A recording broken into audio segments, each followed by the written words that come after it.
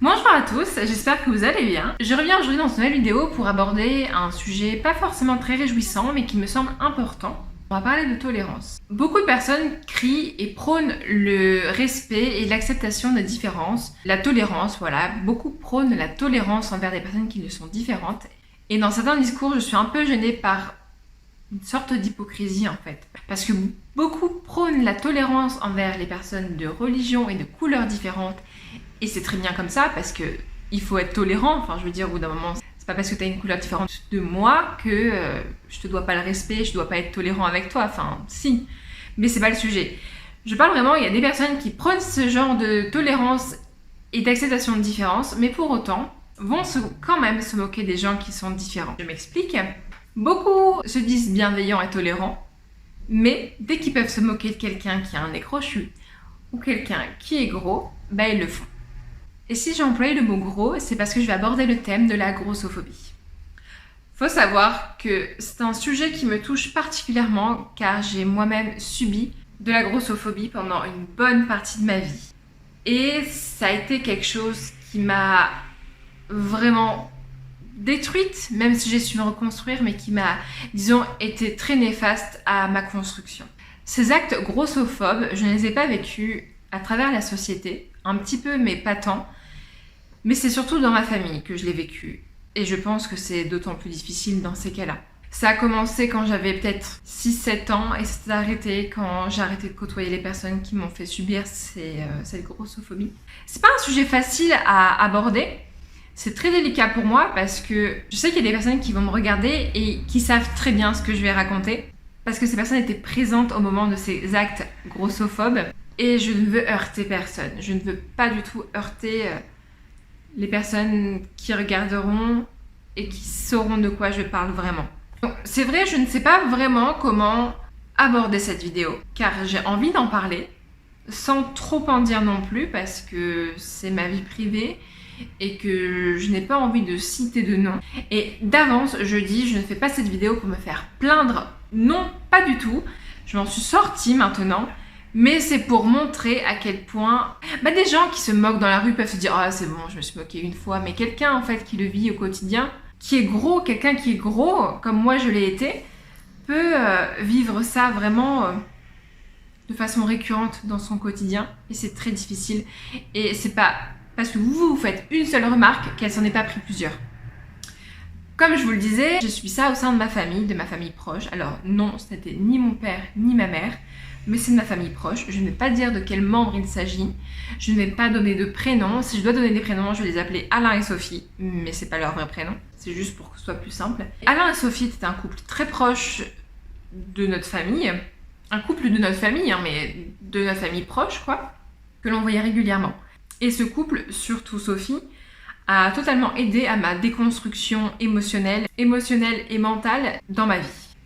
Si j'en parle et si je donne des anecdotes et des exemples sur ce que j'ai vécu, encore une fois, c'est pas pour me faire plaindre, c'est juste pour que vous puissiez imaginer quel genre d'acte et d'humiliation peut subir une personne en surpoids ou en cas d'obésité. Pour que vous pouviez comprendre un peu la violence que ça peut être. Car c'est vraiment pas anodin et on pointe du doigt sur le racisme et c'est tout à fait normal, mais on ne pointe pas du doigt sur les autres différences. On ne dit rien sur les actes grossophobes par exemple. Je parle de personnes grosses, je pense que les personnes très maigres aussi ou très minces reçoivent ce genre d'humiliation également et on les minimise au même titre qu'on minimise la grossophobie, sauf que non, ça détruit des vies, ça détruit vraiment des personnes. C'est vraiment pas à prendre à la légère. Quand j'étais enfant, donc j'allais très souvent chez Alain et Sophie. Et je me souviens d'une fois où je sortais de la douche avec ma cousine. On était petites, j'avais 8 ans, elle était un peu plus jeune que moi. Donc vraiment, juste on allait prendre notre douche ensemble pour s'amuser. Et je me souviens de Sophie qui était là quand on était dans la salle de bain. Et en sortant de la douche, donc, il y a ma cousine qui me dit « Oh Natacha, t'es trop belle, j'aimerais vraiment te ressembler. » Et là, la violence. Il y a Sophie qui la regarde, qui me regarde, qui la regarde et qui lui dit « Ah moi j'espère pas pour toi ». Il y a aussi cette anecdote où nous étions à table, et ça j'étais plus âgée déjà, j'étais au collège. Nous étions à table et j'ai eu le malheur, oh mon Dieu, le malheur de saucer mon assiette parce qu'il y avait un plat en sauce ou je sais plus quoi. Mais bref, j'ai eu le malheur de saucer mon assiette. Et là, il y a Sophie qui pète les plombs, qui me hurle dessus et qui part en pleurant parce que j'avais saucé mon assiette. Et il y a Alain qui m'a forcé à aller m'excuser.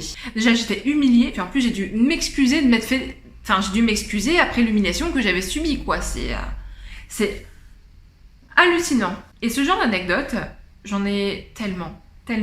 C'est pas 2 anecdotes. Vraiment, j'ai subi ça pendant presque 15 ans de ma vie.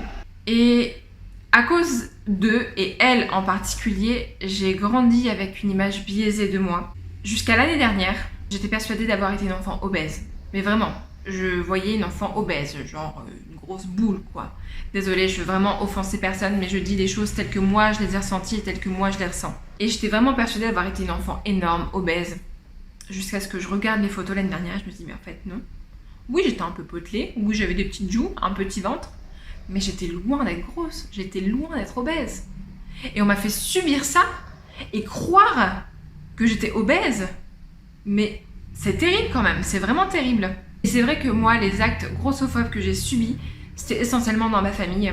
Je pense que c'est pire encore parce que c'est vraiment au sein du cercle familial, là où tu devrais être en sécurité. Et en fait, non. Et toutes ces remarques que Sophie, surtout, a pu me dire, encore une fois, j'en ai pas eu que 2. Ça, c'était 2 parmi des milliers. Toutes ces remarques que j'ai pu avoir, ça m'a déconstruite. Ça m'a déconstruite parce que j'ai grandi avec une image biaisée de moi. Ça a fait que ça n'a pas loupé, hein. J'ai été très mal dans ma peau. Je me suis vengée dans la nourriture. Et ça, je pense que si tu le vis pas, tu peux pas comprendre ce que c'est. J'ai commencé à me réfugier dans la nourriture par peur de l'abandon depuis toute petite. Ma mère n'était pas là parce qu'elle était partie en stage au travail. Elle était partie pendant 3 semaines. Elle n'avait pas pu rentrer pendant les 3 semaines. Et mon père n'était pas là parce que, pareil, pour son boulot, il était absent pendant de longs mois. Et du coup, je me suis retrouvée avec ma grand-mère et ma grand-tante qui étaient venues me garder. Et d'après ma mère, c'est à ce moment-là que j'aurais commencé à me réfugier dans la nourriture. Et c'est vrai que, en grandissant, après tout ce que Sophie m'a fait subir, j'étais tellement persuadée d'être énorme, d'être grosse, d'être difforme, d'être tout ce que tu veux, d'être indigne carrément, que ça a fini par arriver finalement. Je me suis réfugiée dans la nourriture à cause de mon mal-être et à cause de ça, j'ai grossi et ça a alimenté un cercle vicieux. Et du coup, je suis devenue très grosse, encore une fois, selon mon point de vue, mais il faut partir du fait que je pesais quand même plus de 30 kilos qu'actuellement. Enfin, que mon poids de base, parce que là, je suis enceinte et forcément, j'ai pris du poids. Mais qu'avant ma grossesse, quoi. J'ai quand même pris plus de 30... Enfin, j'étais quand même à plus 30 kilos par rapport à mon poids de base. Les gens qui ne vivent pas ça ne peuvent pas comprendre. L'obésité et le fait d'être en surpoids, c'est pas un manque de volonté. Ça part pas de là, en tout cas. Parce qu'effectivement, oui, quelqu'un qui est très gros, qui fait aucun effort et qui mange de la merde toute la journée, oui, il y a un manque de volonté quelque part. Mais c'est un problème psychologique. Moi, c'est parti d'un problème psychologique et c'est pour ça que je me suis entraînée là-dedans et que je suis devenue grosse. C'est parce que j'avais un problème psychologique et par-dessus ça, on m'en foutait plein la gueule parce que j'étais grosse. Et du coup, c'est encore pire parce qu'on est vraiment dans un cercle vicieux. On se trouve indigne. Alors du coup, on se venge dans la nourriture. Moi, je me réfugiais vraiment dans la nourriture à cette époque. C'est-à-dire que dès que j'étais pas bien, dès que j'étais désespérée, dès que j'étais triste, j'allais manger et ça m'apportait du réconfort. Et à partir du moment où tu ne l'as pas vécu, tu ne peux pas comprendre. Il y a des personnes qui ne le comprennent pas et qui ne veulent même pas l'assimiler, qui ne veulent même pas penser que c'est possible. Et ces personnes-là m'énervent, honnêtement, parce que elles se mettent pas à la place des autres. Elles ne veulent pas se mettre à la place de cette personne qui fait ça. C'est un mal-être, et beaucoup de personnes ne le comprennent pas parce que c'est un manque de volonté. Il faut juste faire du sport et manger des légumes. Si seulement c'était aussi simple. Et du coup, cette grossophobie, comme je vous le disais, j'ai vécu au sein de ma famille et un petit peu au sein de l'école, bien évidemment, parce que les adolescents ne sont pas tendres, surtout adolescents, parce que moi j'ai vécu ça un peu au collège, je suis dans une période déjà difficile pour moi et on en a rajouté une couche. Ça a été très très compliqué. Pour la énième fois, je ne fais pas cette vidéo pour me faire plaindre, pas du tout, mais c'est pour raconter mon histoire et raconter un peu le point de vue que j'ai maintenant par rapport à tout ça en fait. Donc j'ai grandi, j'ai arrêté de côtoyer les personnes qui me faisaient du mal, qui enfonçaient le couteau dans la plaie, et je me suis longtemps battue avec moi-même pour être en paix avec mon corps. Cette image que Sophie a posée dans ma tête d'une personne énorme, ça a été très difficile car évidemment je n'avais plus confiance en moi. Dans mes relations amoureuses, ça a été très compliqué. Je n'avais pas confiance en moi, j'avais peur du jugement. Je me disais, si je mange de la glace dans la rue, les gens vont me juger. On va où quoi? J'ai pas le droit de faire ce que je veux sans me faire juger. Mais c'est la sensation que j'en avais. J'étais indigne, je me sentais indigne. Comme Sophie me l'avait mis dans la tête, je me sentais indigne. Et l'impression d'être toujours en tort quant à la nourriture. J'avais plus le droit de me faire plaisir sans culpabiliser. C'était vraiment horrible parce qu'elle m'a détruite. Elle m'a détruite. Alors vraiment, rassurez-vous, maintenant ça va beaucoup mieux. Ça ne m'atteint plus. Maintenant, j'ai repris confiance en moi. Faut dire que j'ai pris de l'âge aussi, j'ai 27 ans. Mais ça a été long pour me reconstruire. Alors oui, vous allez me dire, oui, mais tu t'es reconstruite parce que tu as perdu du poids. Oui, j'ai perdu du poids pour moi, parce que j'en avais envie, parce que j'en avais besoin. Mais même encore maintenant, je suis mince, mais je suis pas hyper fine. Je suis dans les normes. Je déteste ces termes, mais malheureusement, je sais pas que le dire. Je suis dans les normes. Et je suis loin d'être une fille girl. Et en plus de ça, ça ne m'intéresse absolument pas de l'être. Je suis bien comme je suis, mais malgré mon petit bourrelet, malgré le fait que je mette un 38-40, punaise, j'étais bien dans ma peau. J'étais bien dans ma peau et ça a mis du temps avant de me sentir aussi bien dans ma peau. Mais c'est toujours un peu compliqué parce qu'il y a quand même des failles dans cette confiance. Là, comme je vous le disais, je suis enceinte et ça a été très compliqué à gérer pour moi la prise de poids. J'ai beaucoup culpabilisé, j'ai beaucoup pleuré, je vais pas vous mentir, les hormones ça n'a pas aidé. Le corps médical qui t'assassine parce que tu prends 3 kilos au premier trimestre, 1 kilo par mois, oh mon dieu c'était terrible, qui te fait culpabiliser parce que vous avez pris 3 kilos, faut pas prendre plus de 7 kilos quand on est enceinte madame. Et j'ai halluciné parce que je me dis punaise, j'étais tranquille avec ça et on en rajoute une couche. Et ça m'énerve qu'on puisse avoir un jugement sur un physique alors que clairement je suis pas en mauvaise santé, je suis loin d'être en mauvaise santé, je suis même en très bonne santé et ça m'énerve vraiment. C'est pas normal ce jugement qu'on peut avoir sur des personnes qui sont en surpoids ou en sous-poids alors même qu'il n'y a aucun problème de santé. Évidemment, si on est en obésité morbide qui est dangereux pour ta santé ou alors en extrême maigreur qui est dangereux pour ta santé, oui, c'est important de le dire et de le faire comprendre. Mais punaise, pourquoi j'ai des jugements sur un physique qui en soi me plaît, dans lequel je me sens bien, qui n'était pas comme on voit dans les magazines ou à la télé, mais qui est normal. J'ai un corps normal et je suis pas moins méritante parce que j'ai quelques bourrelets. Ma valeur ne se résume pas à mon corps en fait, à mon enveloppe corporelle. Et beaucoup de gens le pensent. Parce que quand je vois dans la rue des fois des gens qui se moquent des gros, des gens qui se moquent des nez crochus, des gens qui se moquent des roux, non en fait. Putain, soyons tolérants, c'est important. Je comprends pas. Je ne comprends pas vraiment cette intolérance. Donc là forcément je parle de grossophobie, donc qui touche les gros, mais envers tout et n'importe quoi en fait. Putain, mais pourquoi? À partir du moment où on vous fait pas de mal, où on vous dérange pas, pourquoi être méchant et pourquoi se moquer? Quand bien même mon corps de gros ne te plaît pas, regarde ailleurs. Juste, regarde ailleurs. T'inquiète pas, tu vas pas devenir gros en me regardant. Si tu prônes la tolérance, sois-le jusqu'au bout. Ne te moque pas de quelqu'un de différent. Sois tolérant, mais ne sois pas hypocrite. Je voulais vraiment aborder ce sujet, de façon totalement décousue, comme d'habitude, de toute façon vous avez compris, mes vidéos elles sont complètement décousues, mais car ça me semble important à être dit et à être entendu. Parce que, encore une fois, comme je le disais en début de vidéo, votre petite remarque, votre petite moquerie à propos d'une personne différente que vous, en l'occurrence là des personnes qui sont grosses, dites-vous qu'elle n'est probablement pas la première de la journée qu'elle entend, tout simplement pas la première de sa vie, et que ça lui fait beaucoup de mal. Ça lui fait beaucoup de mal. Et dans sa construction également. Encore une fois, moi j'étais persuadée d'avoir été une enfant obèse. C'est terrible, c'est vraiment terrible. Alors que, absolument pas. J'étais normale. Un peu potelée, un peu joufflue, mais normale. En tout cas, une chose est sûre, c'est que moi, ce petit bébé qui est dans mon ventre, je ne sais pas si vous voyez mon ventre, mais le petit bébé qui est dans mon ventre, je vais lui inculquer cette tolérance parce que je ne supporterai pas et ne respecterai pas le fait que lui ne le soit pas. Avec mon mari, on est totalement sur la même longueur d'onde dessus. On ne supporte pas la moquerie bête et méchante. On ne supporte pas ce jugement. Je ne tolère pas les personnes qui se moquent, qui n'aiment pas quelqu'un à cause de son physique. Une personne ne se résume pas à son physique. Encore une fois, votre valeur n'est pas définie par votre enveloppe corporelle. Vous n'êtes pas moins méritant sous prétexte que vous êtes différent. Si tu te sens bien dans ton corps, que tu sois très très mince ou plutôt bien portant, si tu es en bonne santé et tu n'as aucun problème de santé à cause de ça, reste comme tu es. Sois toi-même, et si t'es bien avec cette différence physique, on s'en fiche, la vie est trop courte. La vie est trop courte, et toi qui me regardes, qui peut être en situation de grossophobie, ou peu importe quel rejet de la société, c'est tellement plus facile à dire, Mais dis-toi que tu vaux mieux que tout ce qu'on peut penser de toi. Tu vaux mieux que ça. Encore une fois, ta valeur n'est pas en fonction de ton enveloppe corporelle. Tu vaux bien mieux que toutes ces insultes, tu vaux bien mieux que toutes ces remarques. Et croyez-moi, si moi je m'en suis remise et que maintenant j'ai confiance en moi, alors il y a de l'espoir pour tout le monde parce que je pars vraiment de loin.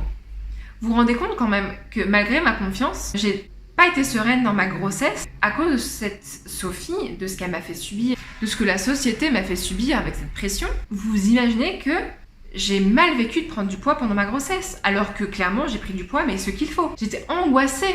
J'étais pas que angoissée pour mon bébé, parce que forcément je l'étais, je voulais absolument qu'il soit en bonne santé, mais les rendez-vous médicaux étaient une angoisse pour moi à cause de la pesée. À cause de la pesée. J'avais trop peur et j'étais très mal à l'idée qu'on me fasse une remarque sur mon poids. Parce que j'ai eu le droit à ça en tout début de grossesse avec mon médecin traitant quand même.